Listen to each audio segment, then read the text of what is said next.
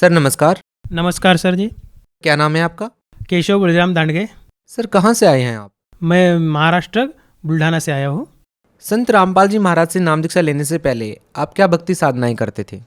Sir जी, जैसे ही घर में चलती है पूजा ब्रह्मा विष्णु महेश की, और जैसे ही हम सुनते हैं जिन्हीं देवी देवताओं की महिमा सुनते थे, उनकी भक्ति चालू करते थे सर। सर हिंदू परंपरा के अनुसार आपने बहुत सारी साधनाएं की हैं, तो फिर अब संत रामपाल जी महाराज जी से नाम दीक्षा क्यों ली आपने? सर जी, मेरे मन में एक प्रश्न थे, बहुत सारे प्रश्न थे, तो वो प्रश्न मैं सभी टीवी चैनल पर सभी के देखता था, लेकिन वो प्रश्न मैं हल नहीं कर सकता था। सर क्या प्रश्न थे वो? प्रश्न थे कि सर सभी गुरु जितने भारतवर्ष में बहुत सारे गुरु हैं, लेकिन मुझे लगता था कि इसमें एक ही गुरु है ऐसा जो सच्चा है, क्योंकि सभी गुरु अलग अलग ज्ञान बताते थे और सभी कहते थे कि हमारे पास पूर्ण मोक्ष है, और सभी अलग अलग बताते थे। तो मुझे लगता था इसमें एक ही ऐसा गुरु है जो सच्चा है। सर आपके मन में जो सवाल उठ रहे थे उन सभी सवालों के जवाब प्राप्त करने के लिए आप संत रामपाल जी महाराज के शरण में कैसे पहुंचे? वो यात्रा कैसी रही? सर जी, मैं हमारे जो जीजा जी है वो पहले संत रामपाल जी महाराज से जुड़े। उन्होंने संत रामपाल जी महाराज के आश्रम से एक पुस्तक मंगवाई, ज्ञान गंगा, और उस ज्ञान गंगा पुस्तक पढ़ने से मेरे मन में जो प्रश्न थे वो पूर्ण हो गए सर। सर ऐसी वो कौन सी बातें थी जिसने आपको ये सोचने पर मजबूर कर दिया कि संत रामपाल जी महाराज से ही नाम दीक्षा लेनी चाहिए? सर जी, उसमें सभी सदग्रंथों में जो बाइबल, जो हिंदू धर्म के जो सदग्रंथ है, जैसे पवित्र गीता, चार वेद, और बाइबल है जो क्रिश्चियन धर्म में है, और मुस्लिम धर्म में जो है कुरान शरीफ, उस सभी का ज्ञान एक ही है। तो ऐसे मुझे लगा कि ये सब तो भिन्न है, लेकिन संत रामपाल जी महाराज का ज्ञान सुन के उन्होंने जो ज्ञान बताया है वो सभी तीनों ही ग्रंथ में एक जैसा समान मिला मुझे। तो आप ये बताइए कि आपने संत रामपाल जी महाराज जी से नाम दीक्षा कब ली? मैंने 8 अगस्त 2013 को।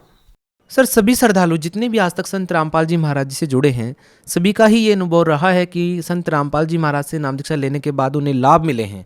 हम आपसे ये जानना चाहेंगे कि आपका क्या अनुभव रहा है? हाँ सर, बहुत सारे लाभ मिले। एक बहुत बड़ा लाभ मैं आपको पहले बताना चाहूँगा। संत रामपाल जी महाराज की कृपा से मुझे जीवन दान मिला। मैं किसान हूँ, खेत में काम करता हूँ, तो पाइप जो रहते हैं, जो पानी हम देते हैं, तो वो पानी पे वो लोहे के थे, लोहे का पाइप था, उसमें चूहा घुस गया था। तो मुझे लगा इस चूहे को हम निकाल लेंगे, क्योंकि वो पानी में गया तो मर जाएगा। उसको मैंने 20 फुट का पाइप था, एल्यूमिनियम का पाइप था वो, मैंने वो खड़ा किया। तो मेरा ऊपर ध्यान नहीं था कि ऊपर लाइन गई हुई है, 3 फेज़ की बिजली की लाइन गई है, 3 फेज़ की। तो वो तीनों ही तार को वो पाइप लग गया, और वो सीधा पाइप मेरे दोनों हाथों में था। तो उस पार्किंग हुई, बहुत ही आग निकली, और एक तार टूट के नीचे गिर गया। और संत रामपाल जी महाराज की दया से आप यकीन नहीं करोगे कि मुझे कुछ नहीं हुआ। और आर्थिक लाभ भी हुए हमारे घर में, परिवार में ही, और लोगों को ही लाभ हुए। जैसे मुझे मेरी पत्नी को पेट में गांठ बताई थी, तो हम डॉक्टर के पास गए। डॉक्टर के पास गए तो उन्होंने कहा कि ये इसकी ऑपरेशन करना पड़ेगा, आप 3 दिन के बाद आओ और ऑपरेशन करना पड़ेगा इसका। तो हम चिंतित हो गए कि अब ऑपरेशन करना पड़ेगा, खर्चा लगेगा, और ठीक है हम जाएंगे। और परमात्मा से मन ही मन में संत रामपाल जी महाराज जी से अरदास लगाई, और 3 दिन के बाद डॉक्टर के पास गए। जैसे ही डॉक्टर के पास गए तो भगतमती को ले गए। मुझे लगा अब ऑपरेशन होगा, ऑपरेशन थिएटर में ले गए, लेकिन वो 10 मिनट में ही भगतमती हमारी जो वाइफ है वो वापस आ गई। मैंने कहा इतनी जल्दी आप कैसा ऑपरेशन कैसे का हुआ? उन्होंने कहा कि ऑपरेशन नहीं हुआ, सिर्फ वो गांठ जो थी वो डॉक्टर ने सी दबाई, और उसमें जो पस था वो बाहर आ गया, और हो गया ऑपरेशन, डॉक्टर साहब ने कहा। यानी संत रामपाल जी महाराज की दया से जो ऑपरेशन में जो खर्चा होगा वो भी बच गया हमारा, और ऑपरेशन नहीं हुआ संत रामपाल जी महाराज की कृपा से।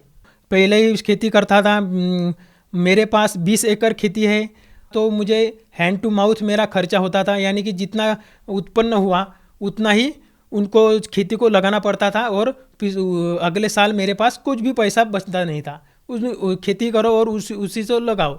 लेकिन जब से 2013 से संत रामपाल जी महाराज से जुड़ने के बाद वही खेती है और वही खाद है, वही सब पानी है, लेकिन दर साल मुझे उत्पन्न बहुत अच्छा हो रहा है और अभी मेरे पैसे भी बचते हैं और पैसे ही मेरे पास शिल्लक बाकी रहते हैं। सर, पिताजी को ही लाभ हुए हैं।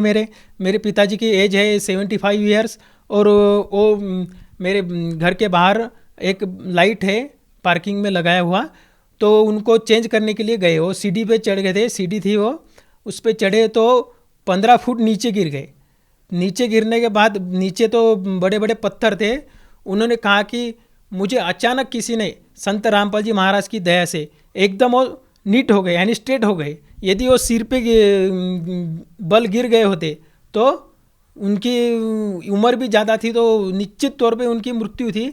तो संत रामपाल जी की कृपा से वो उनके पैर पे गिर गए, सीधे खड़े पैर पे गिर गए, तो उनका थोड़ी सी पैर पे खरोच आ गई और बस उनकी जान बच गई। संत रामपाल जी महाराज की कृपा से उन्होंने उनको बचा लिया। सर देखिए, एक सवाल अक्सर चर्चा में रहता है कि संत रामपाल जी महाराज देवी देवताओं की पूजा छुड़वाते हैं। वहीं संत रामपाल जी महाराज के अनुयायियों का कहना है कि संत रामपाल जी महाराज देवी देवताओं की पूजा नहीं छुड़वाते हैं, बल्कि उनके वास्तविक मंत्र बताते हैं जिनसे उन्हें लाभ मिलता है। हम आपसे जानना चाहेंगे कि क्या सही है और क्या गलत। क्या संत रामपाल जी महाराज देवी देवताओं की पूजा छुड़वाते हैं? नहीं सर, ये बिल्कुल झूठ है, क्योंकि संत रामपाल जी महाराज सच्चाई बताते थे, सच्चाई बताते हैं, और सच्चाई बताना कुछ झूठ नहीं होता, जो ट्रू है। और सभी शास्त्रों के अनुसार शास्त्रों को टीवी पे दिखा दिखा के हमको प्रूव करते हैं कि इस शास्त्र में ये लिखा है।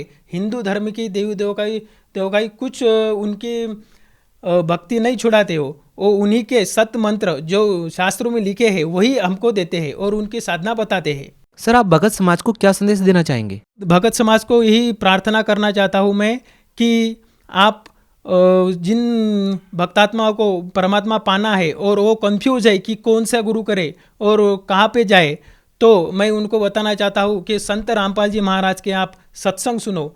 सभी सोशल मीडिया के प्लेटफॉर्म पर उनके सत्संग आते हैं, टीवी चैनल पर सत्संग आते हैं, वो आप पढ़े और आपके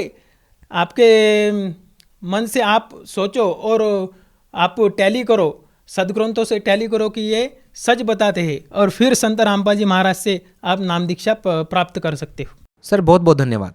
धन्यवाद सर जी।